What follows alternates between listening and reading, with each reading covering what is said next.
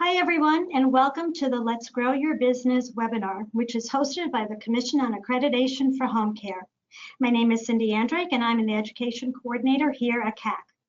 Before I introduce you to our speaker for today, there are a couple of housekeeping items I'd like to review with you.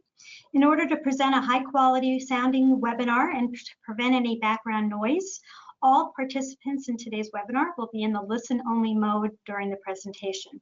If you have questions to ask or a comment to make, please submit them via the question box, which you can find in the control panel located on the right side of your screen. We'll leave time at the end of the presentation to answer any of your questions.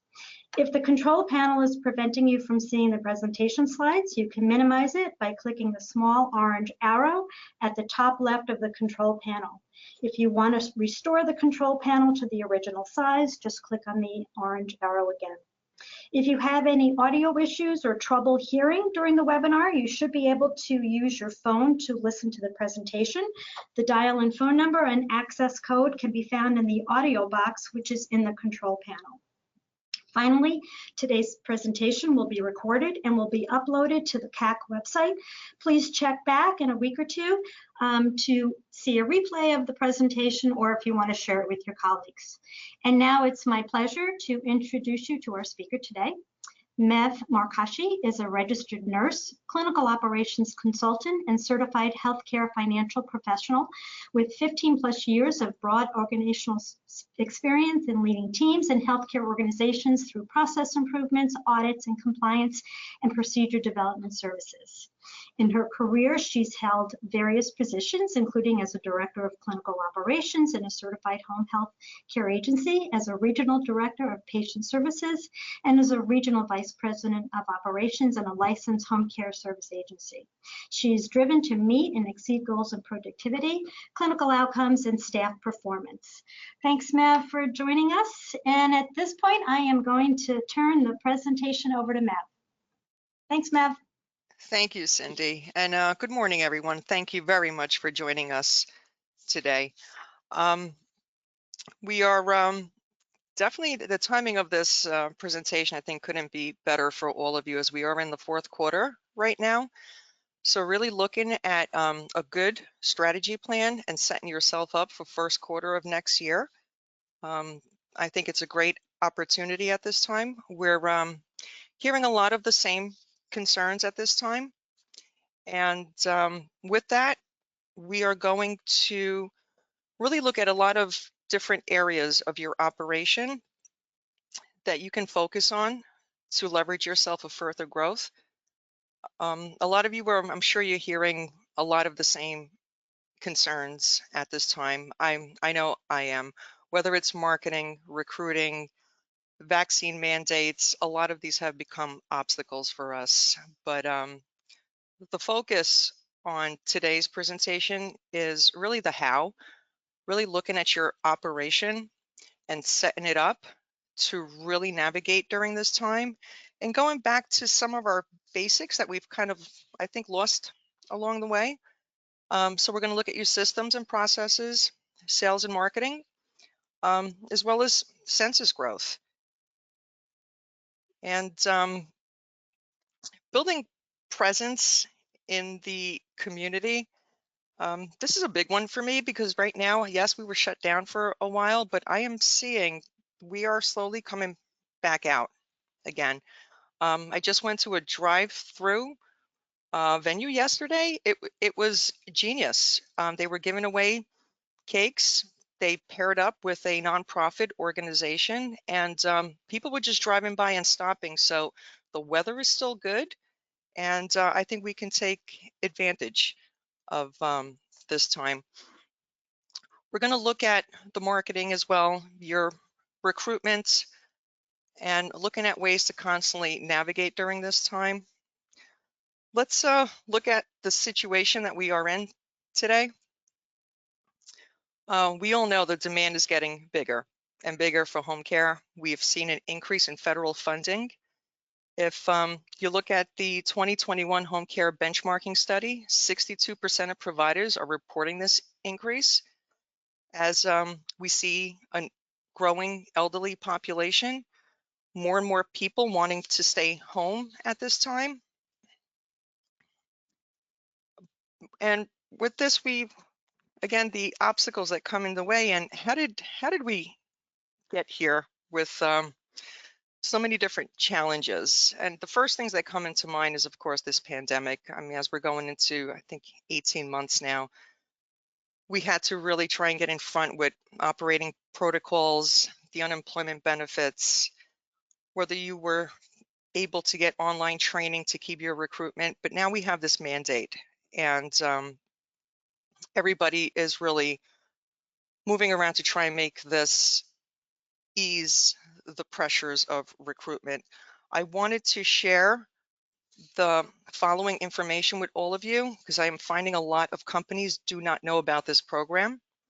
It's called the Flex for Checks program, and you can see the website up there, www.flexforchecks.com. It's a community-based program.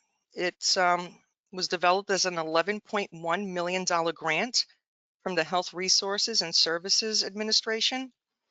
Its goal was to mobilize home care workers to increase the vaccine confidence.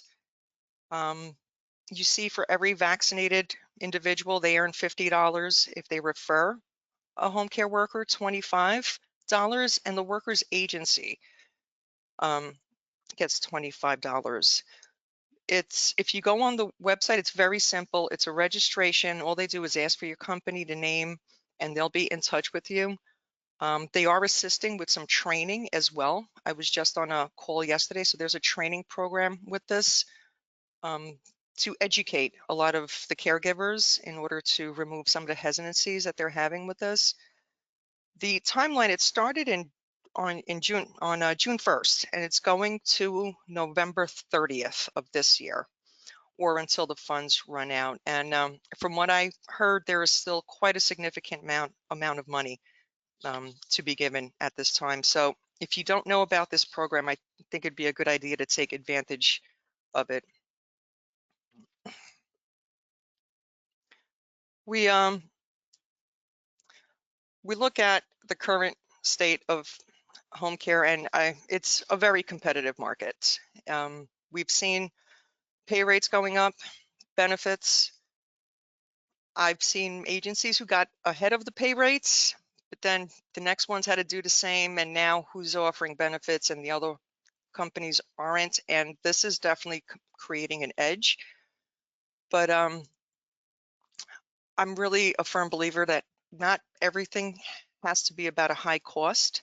So we're really going to talk about some ways that we can really bring in a good market and a good name for yourselves using the tools that you probably already have in your offices, and you just may not be utilizing them. As much as the competition is fierce, I'm very optimistic at this time that there is room for small independents in this current environment. When we look at our operation, I look at all the moving pieces.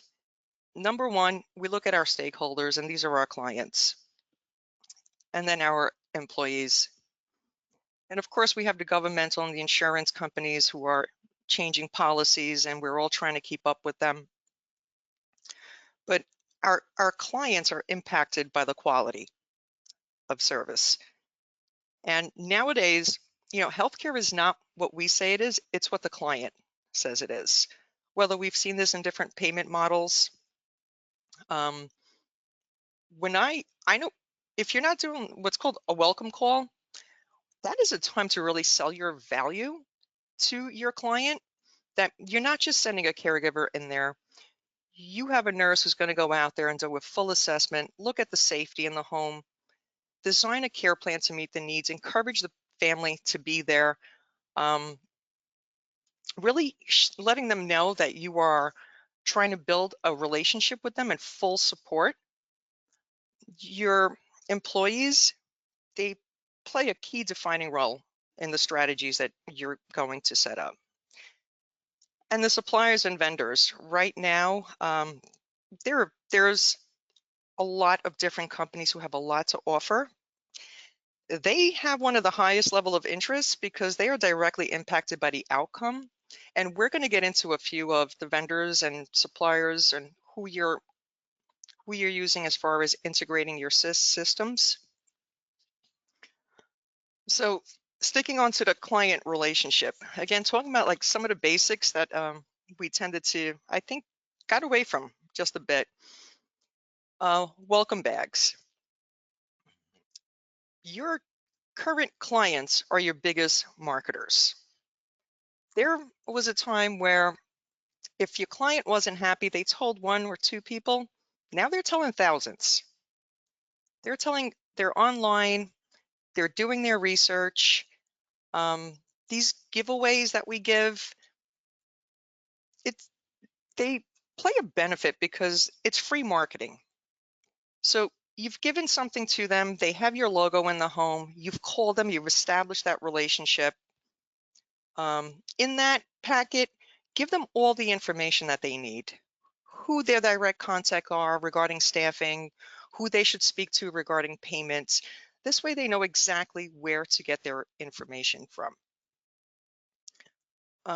As we are in home care, as I said, with the demand, we have the elderly population who is growing. It's a time for us to anticipate their future needs.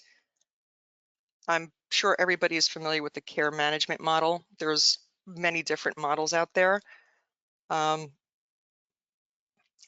seeing a bigger and bigger need for this. We can no longer refer them to some of the adult care centers and these programs. If you're a Medicaid agency or private pay and you're looking to get into Medicaid, knowing that you have this social worker in there, don't ever think that because it's Medicaid, there's not a family member who's not out there who's willing to pay for additional services that may really maintain their elderly family in the community. So it's a time to really develop that and nurture that relationship with them as well. Increasing your presence in the community. I like this direct to consumer mailing. This is something that I do. COVID has been a barrier as far as us really being able to go into facilities, hospices, and agencies. But I think some of the more successful companies during this time were the ones that continued to do this mailing, continue to have some type of communication with the community to let them know they were still there. The doctor's offices, I've never, I've never thought that we marketed the doctor's offices as much as we could. Um, there is a lot of patients with medication management that can be found in these offices. You should have a binder in your office where you've done all your MD verifications. You have names of the physicians because you're getting back the POT. I would start sending some direct to consumer mailing to them to let them know you're there. Really partner up with them at this time because they're doing telehealth, and I know firsthand they're struggling to get on these calls. They're struggling. The office, there's not a lot of staff in there. So I think marketing to the doctor's offices is something that we can really start to zone in on at this time. Whether you're speaking at a church or a club meeting or the nonprofits, again, I'm going with a few of them, doing a fundraiser for them. And of course, you'd have a stand set up with, your material. People would stop by. So really creating some type of presence in this time is of the utmost importance because all of these areas are really needing assistance as well. We're getting into our process and procedures. I couldn't help but put this slide up. I'm a nurse, and yes, this is the nursing process. But when I got into the operations, I realized that this is exactly what I was doing when I was looking at a operation. And I'm sure you're all doing it, but I just wanted to bring it to your awareness that when we set up an operation, it's not one stage into the other. It's not, well, this is the problem and this is what we're going to do. If you notice the arrows, they were a back and forth continuum. And I really wanted to bring this to light because I'm seeing quite a few people who give up a little too early. Well, we didn't get anything out of that place.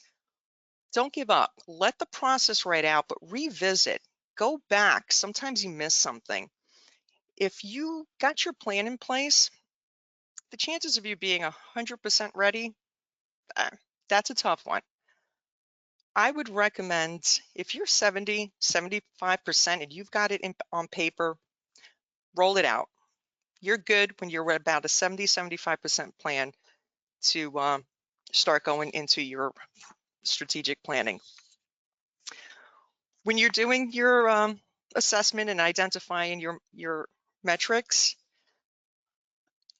I like to do this quarterly. I like to involve all team members, operations, clinical, your field, whether that's nursing, your scheduler. Everybody has a role in establishing your plan. When we look at the strengths and write it down. Do you have these strengths? Do you have the experienced staff, the clinical expertise? Is your marketing team, if you don't have marketers, is there anyone in your office that you have identified that is establishing some type of contact with the family? I understand, adding positions during this time may not be something that you all can do, but can you have somebody in your office? The schedulers are really key in this, or even your clinical when they're having these to make that contact with them to establish, something for them to know that you're all there. Weaknesses. Don't be afraid to identify your weaknesses. You're not alone. This that I collected, I am sure this is not new to anyone. Right now, these struggles are across the board. Can't staff your cases, overtime travel, timesheets, EVV. It's time consuming. Put it on paper, look at it, make it part of your plan.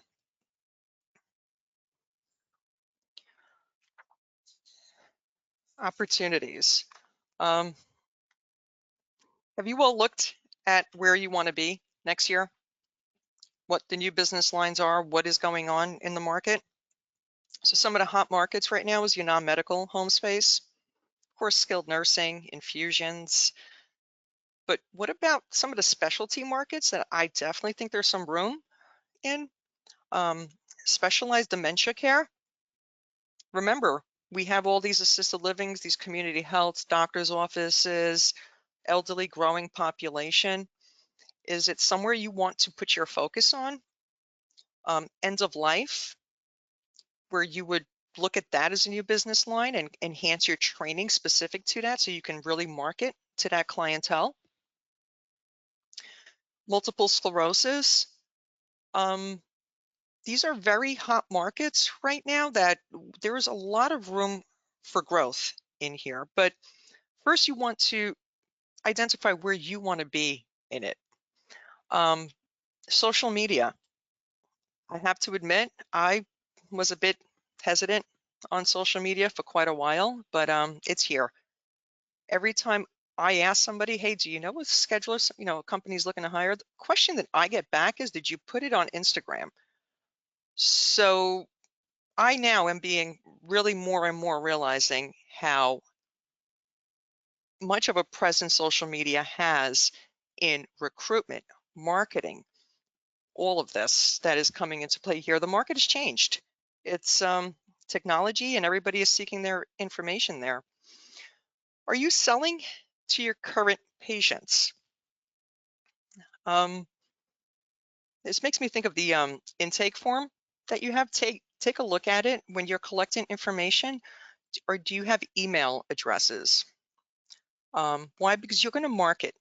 You can market to your current patients that you have, whether you're telling them what's going on and what kind of training you have. This is an opportunity for you to continue to grow yourselves. More opportunities I would, again, just thinking of where you want to be. Do you want to be a one service sector? That would be you specializing in one area, such as I said with dementia. Or do you want to be a one-stop shop? Is this something that you want to do to skill, you want to do to personal care, you want to do to hospice? It's all fine, either or. Just a matter of which direction do you want to take. Put it on paper. Again, revisit your strengths and your weaknesses as far as what to get you to meet your goals there. Some of the common threats that we have, yeah, again, competition. Hospitals with in-house home care. I'm hearing right now that the hospital systems are struggling with their current home care system. So a joint venture, it's definitely a growth strategy right now.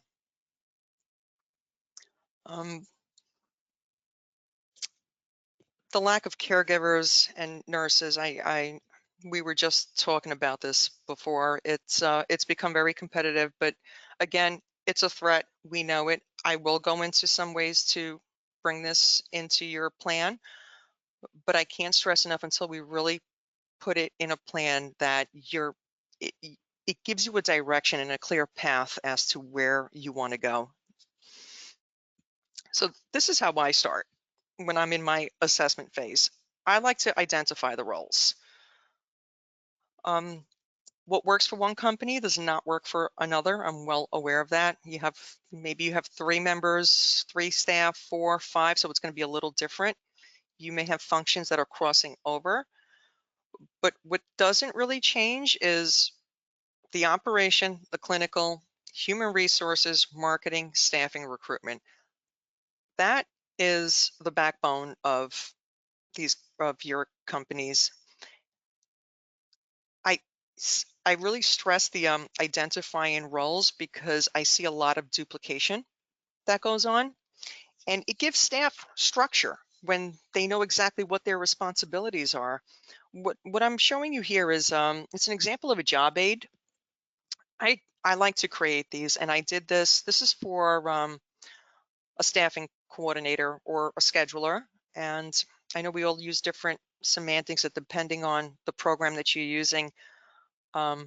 You'll see temp report, pre-billing, schedule. What I did was, after meeting with everybody, I did this job aid, and it works well for like multifunction roles, or when you hire a new employee. It's not designed to replace a job description, but it's really a nice guide. They keep it on their desk. They know to refer to it.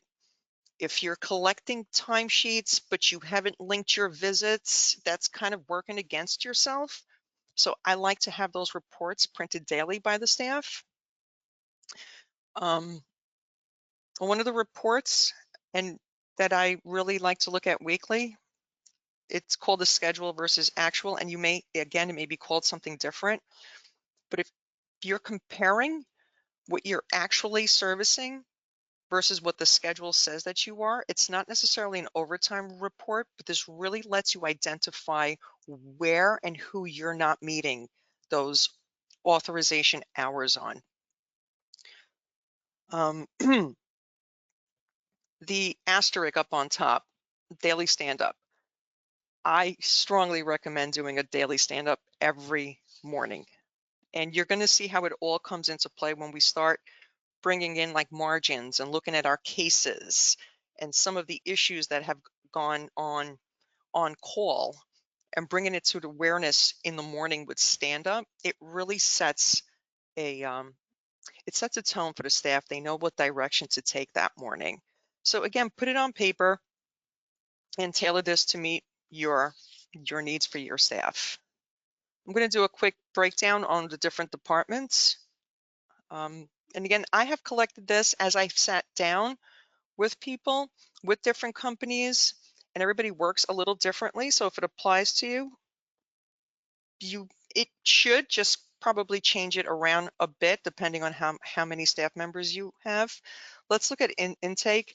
Intake's important. Intake is communicating with operations, is communicating with marketing if you have them out on the field, or they are your marketer. They're the ones making the phone calls out there. The financial ability to pay. This is also a time for you to probe, to really, yes, you get your guarantor, or whether it's a Medicaid reimbursement, but probing what their needs are. If, for example, they say, well, I only need somebody from 9 to 1, ask that next question.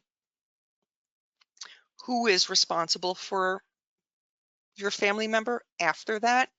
It's because that information can now be brought back to operations. So it's a really, you bring in a nice referral, get as much information as possible, and let the operation take it from there.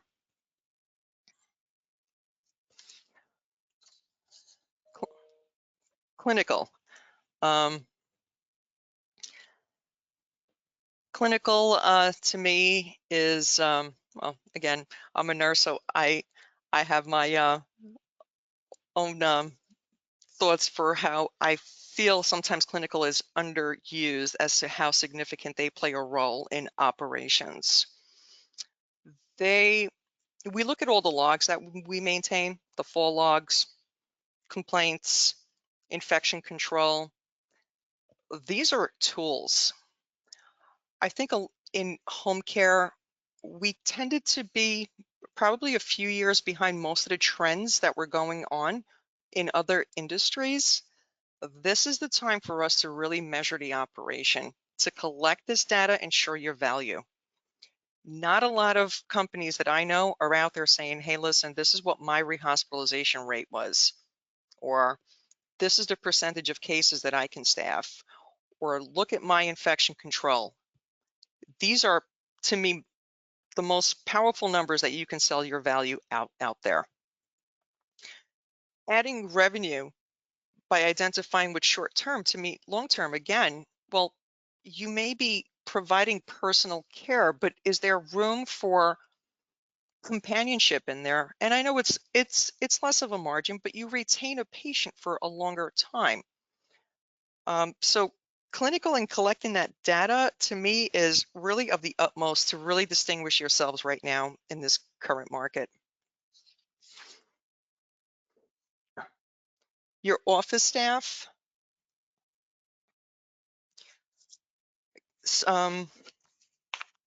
developing them. I find a lot of the time staff, they just need more support. They need a little bit more direction. That stand up in the morning can really change the tone for the rest of the day. You come in the morning, okay, let's talk about any problems we had on call. Were there any hospitalizations? Were there any cancellations? I find that's when the answers start to come out, because it gets lost unless we're really talking about it. Because if there was a hospitalization, you know what? We now have an aide, a caregiver that we can just to put on another case. But really supporting them during this, the time, I think, is the utmost importance. Creating a drive, like is your office staff able to see where the referral is in process, where they can work ahead of it? Like intake has maybe a spreadsheet that you're using. I would hope you're using something even to show the anticipated start of care date, but some type of communication, but letting your staff know prior so they can really start getting in front of it.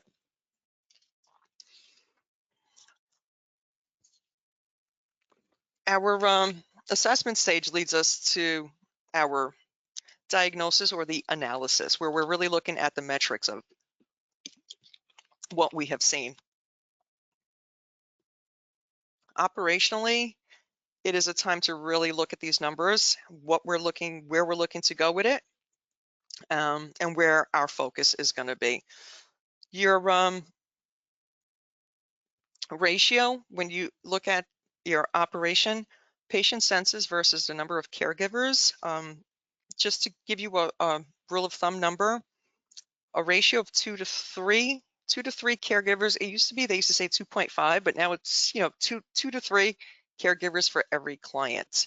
So running this, identifying it, putting it in plan, and pushing it forward. Within your analysis, gross profit margins. Know your numbers. This is there's a few different ways to calculate your gross margins. I like this one, it's simpler. Revenue minus expenses divided by the revenue multiplied by 100. Okay, basically revenue is what you're billing to your clients. Your expenses, the cost of you providing that service, divided again by your billing to the client and multiplied by 100. Profit margins is very important to know. Not many of us know how much we're truly getting at the end of staffing a case or taking on a referral. Once you have a profit margin, you now know where you can cut if you need to, or reinvest in your business. Once you're looking at your margins, are you comfortable enough to say, okay, well, now I can go down the road of integrating some of my systems? I wanted to give an example here of gross profit margins. It's this would be on a contract case. I think these numbers are pretty realistic when you're billing a contract at $21 an hour. Caregiver services, 6 hours by 5, you're paying the caregiver $14 an hour. It's a 33% margin. It's not bad. We know with these type of contracts, we tend to be high volume and low margins, but it's pretty decent. I tend to see them run a little bit lower, but look what happens to our private pay margin. Same case, 6 hours by 5 days. Everybody, there are some variances in how you're all billing, but I'd say this is pretty realistic, $28 an hour for patient billing. Caregivers getting about 16, that's a 43% margin. Okay, so we have 33 and a 43%. Now, with this knowledge, when you're doing stand-up in the morning, and again, this is a time to educate your staff because sometimes they don't quite realize why we're making the decisions that we are. It allows you to make a decision during that stand-up to say, okay, well, maybe I am going to have to absorb some cost here. Are you making the same decision on a Medicaid and a private pay case? How much room do you have here? Sometimes we have to make these decisions if we have to 2-3 weeks, maybe a little bit of overtime or a little bit cut in our margins, but at least you know which direction you're going to go that day and you've given your staff that direction. $1 an hour, giving that caregiver an extra, or they need the transportation, one way, negotiating it with them, but it gives you a little bit more room and confidence to make those decisions.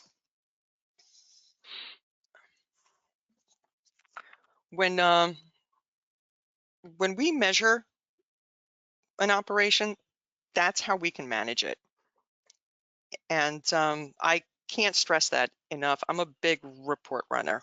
It really starts to paint a picture. I look at the other markets. What is my competitor doing as well? Can I afford to go up a little bit more? Sometimes I can.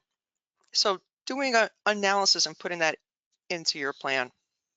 Your plan is your plan, and I'm going to go into the implementation, is how you're going to monitor all of this.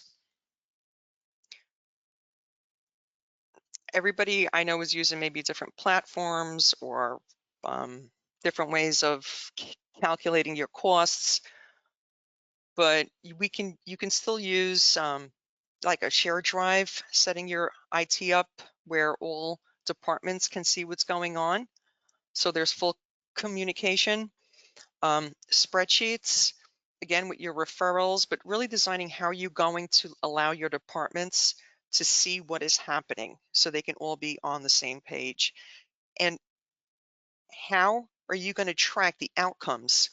Again, the clinical quality of it, the patient outcomes, ER rates, hospitalization, satisfaction surveys, all of this should be part of the plan to execute your plan. Operations, budget, that's where we are right now. I'm thinking everybody is working on their budget for next year. Decide what your margin goal is going to be. Where you may have to absorb some costs in order to really push forward. And it's absolutely, I believe, doable during this time, because when you have it in front of you, you can really navigate it, measure it, and then go back. If it's not working, give it some time, but maybe you missed something in your assessment phase. It's okay to go back and go right back into your operation with it. All of these pieces, they all really connect together. We want to keep the staff productive. We want our field nurses.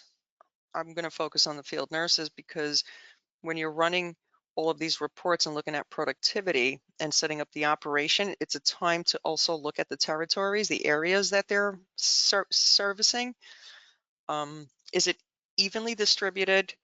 Run a list of their patients, who's active, who's not. It's a good time to clean up right now if you have discharges that haven't been discharged yet.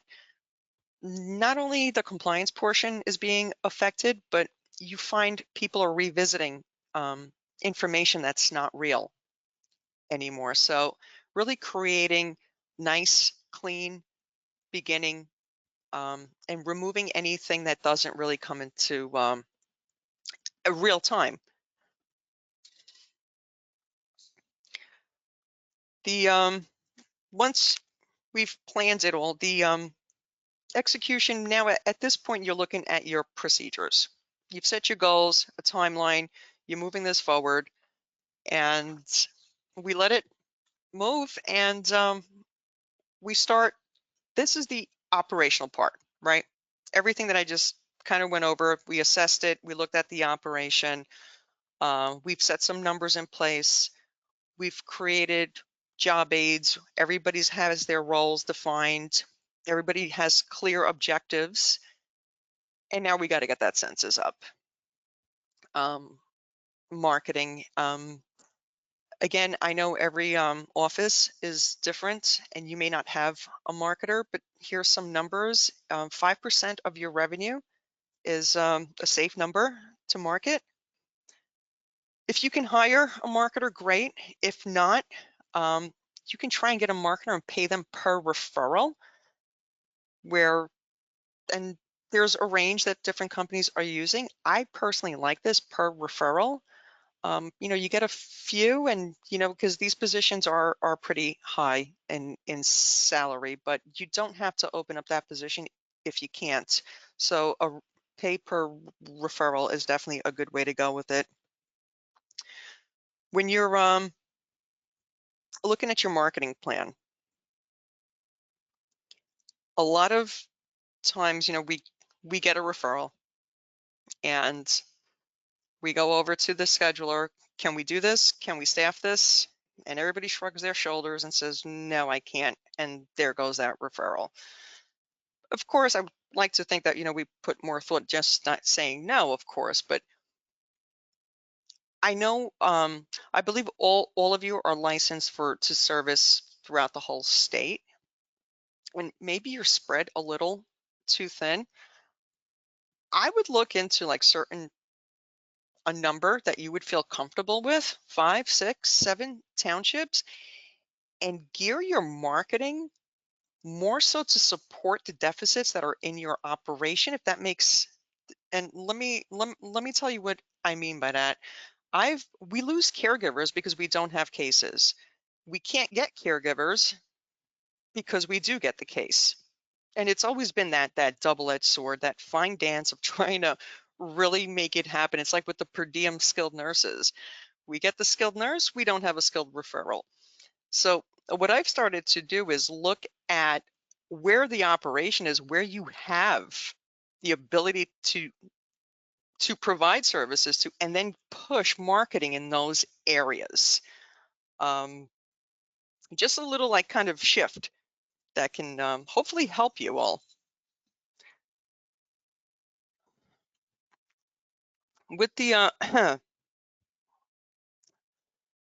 the marketing, I recently asked somebody, I said, what are you doing for marketing? And they said to me, oh, I went to a few of venues, some community-based venues, but I didn't get anything out of it, and it was over. They never went back. I like to set up what's called a strategic target plan. Okay, your high hitters, and we all know who they are, where the potential is from most of our referrals to come out of. I like to hit them weekly. Okay, even the first time you go in there, a quick hello, introduction. Hi, I'm from company A. Just wanted to introduce myself. Put out some giveaways, a pen, little Post-its. It goes a long way, and that's it. That's your first call. Or you go in with an introduction and a quick question. Okay. My quick question would be, what are the, if I'm focusing on a, trying to tap into, say, a discharge planner and where their clientele is coming from, I would want to ask them either what top 3 insurances are you participating in? Or where are most of your clients coming from? This is a moment where I can collect some information as to the towns that certain places would be catering to. Approaching new accounts every other week is fair. Adult day centers, I'd like to, with the new accounts, I'm going to bring in the nonprofit organizations again. They're always looking for fundraising. They rely on it. Pairing up with them, I think would be a really good chance, a good way to increase your presence with referrals in certain areas. The gatekeeper. I'm know who the person is that is making decisions. It is not always who we think it is. When you go in there to introduce yourself, whether you got an appointment and they're allowing you to sit with the salesperson of a facility, or they may not necessarily be the one who is making the decision, or the DON, get to know them. Find out who that gatekeeper is. Tomorrow we're going to do a presentation on recruitment, and I'm going to go more into one of the recruiters that I had who was so focused on the owners of training schools that he forgot about the nurses that were actually doing the training. They were the gatekeepers. So the applications were coming where he didn't realize that they were coming from. And the same thing goes with the referrals. Within your strategy plan for your operation, of course, would also be the recruitment. And I know everybody wants information on the best ways to recruit. We're gonna do this tomorrow for like a full hour. We put together some really good ideas for you to all utilize as far as really attracting caregivers at this time. But these are the 4 things that we want to keep in mind when we're setting this up: attracting them, screening them, hiring them. But what's going to be key is the retaining portion. So we will definitely go into that tomorrow. Quick job aid that I'm just going to show you. This is for front-end onboarding. And when you're executing a plan, of course, we want to execute the onboarding process. So creating a monthly projected schedule, establishing contracts with an urgent center, they're getting very, very costly. They're very expensive right now. So I've seen a couple of places getting an on-site MD. They don't cost as much, and it really kept the flow of medicals going. So consider that on cost. Some solutions for integrating your operation. I just briefly want to let you know that a few of these companies that I put on here, I have no interest in any of them. I chose them because I just see a lot of activity going on with them at this time. And then you got Exchange and Sandtrax. They've been around for a long time. They're Showed Me, they're CellTrack. A lot of these companies are offering some really good programs to integrate your systems. Some charge per caregiver, some charge per hour of training that they'll do, with the ability to carry over those hours into the next year. If you're fully automated and your systems are running efficiently and it's working for you, great, leave it alone. If not, there is quite a few of these companies, and they are all more than willing to get on the phone and show you a demo. Every one of them called me back immediately. They can offer the back end, the front end. What I particularly, it was for me, the light bulb that went on is how they were able to integrate certain programs. If there were, like, if you had two and you just needed that one to really bring in payroll, I like the ability for other programs to really let you do this, because the more efficient you run, the more time you have to focus on actually marketing and growing the company. And I'm not a fan of opening up new positions until I have measured everything in the operation. And that may be the difference between you filling a $50,000, $55,000, $60,000 position because of the manual labor that's going on, versus kind of just integrating your systems and letting a weekly run, just everything talking to technology, letting that assist you to really focus on the growth. You want to integrate your onboarding, compliance, staffing, billing. These are big, especially if you're thinking of going into Medicaid. The staffing, billing, and payroll really need to kind of run together.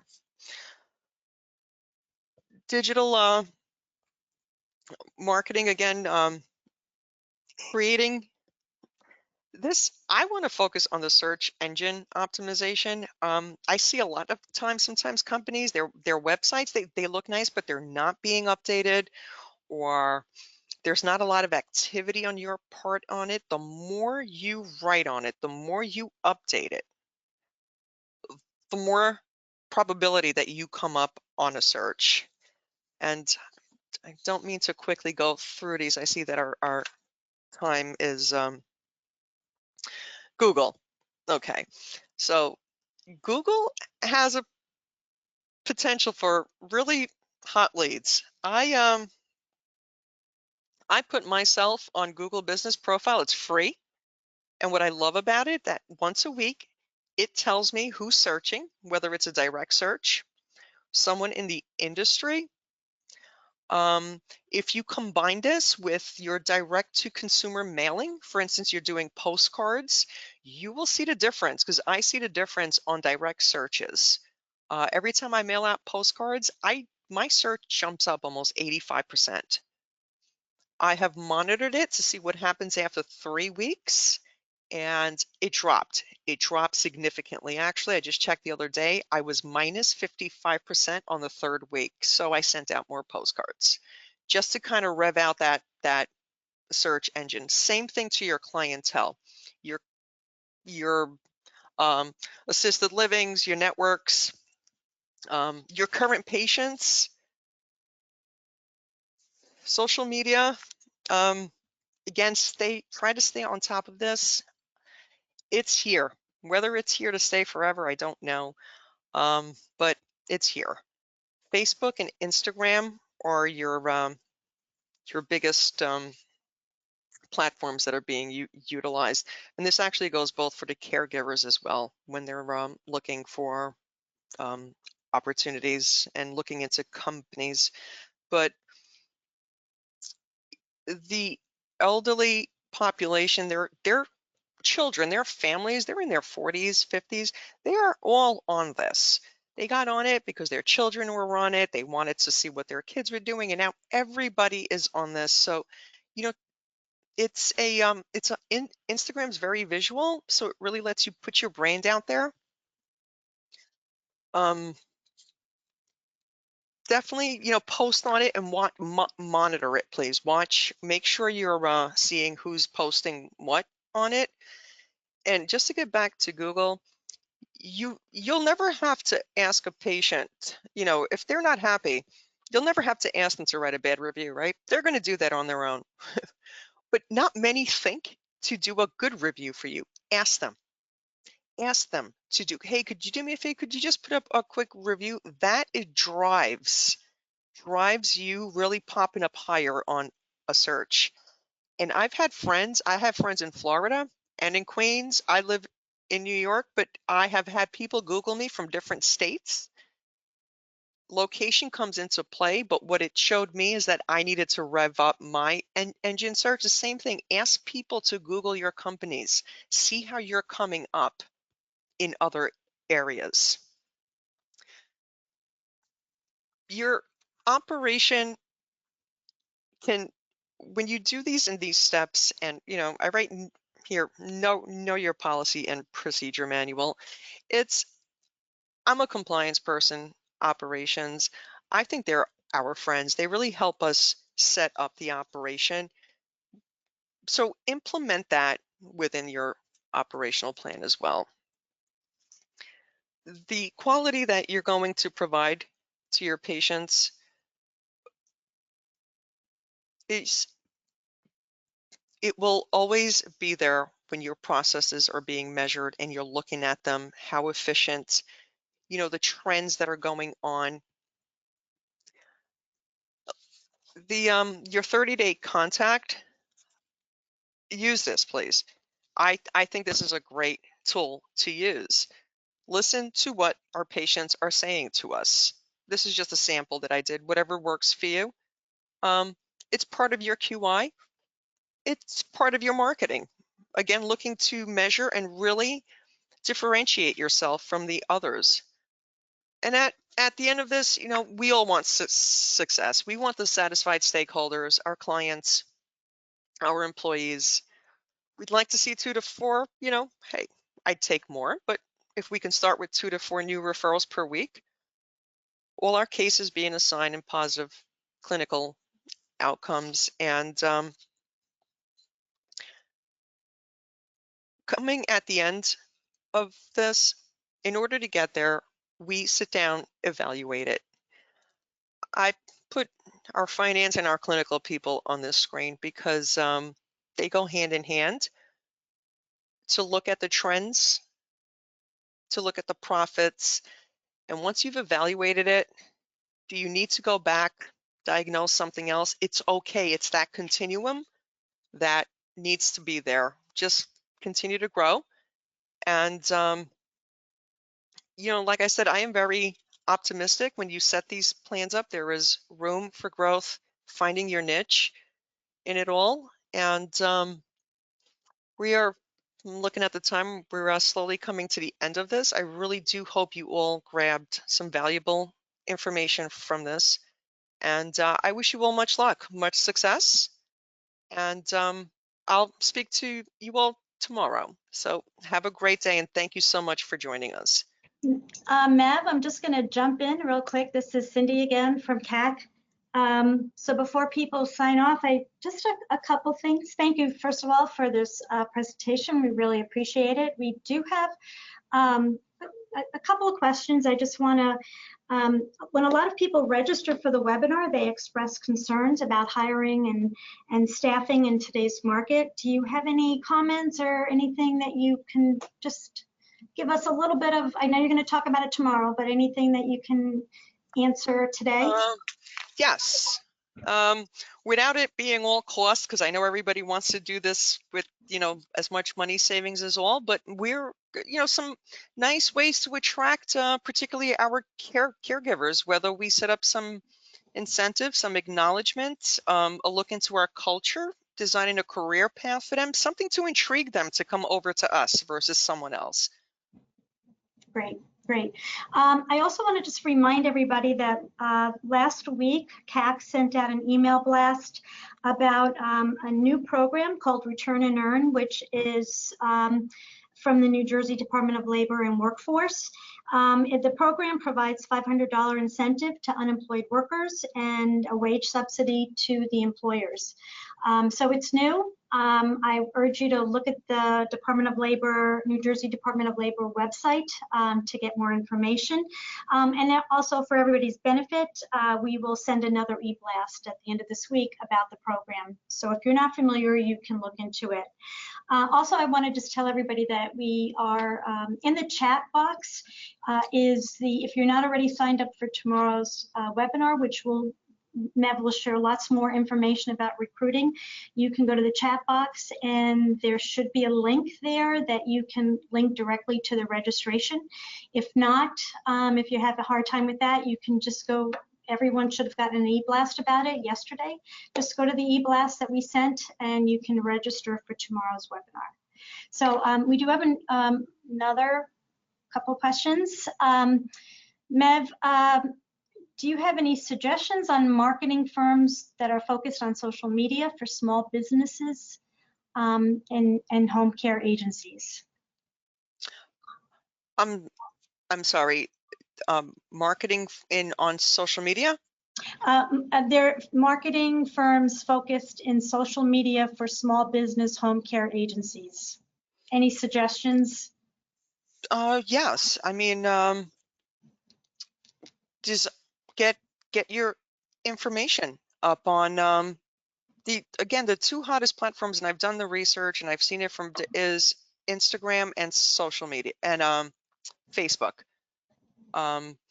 Post to it every day, put some educational material out there. You want to get creative, put an incentive, some type of special that you may want to design to attract them to you, but definitely assign somebody to it to look at it daily and post at least, if you can, twice a day. Great. Okay, thank you. I have another question. What are agencies supposed to do with aides that are now becoming more selective with who, what, where regarding clients? Any suggestions? Yeah, everyone has become selective. My, and there's reason for it. And again, a lot more of this tomorrow, but I think one of my is what is the selectivity that they are choosing?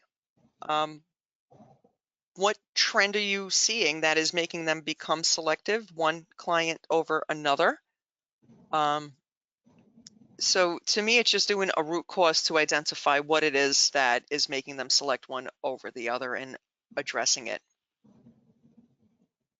Okay, all right. Well, thank you, Mev. This was great, really informative, and we hope that everyone got some good information from today's presentation and that you'll join us again tomorrow.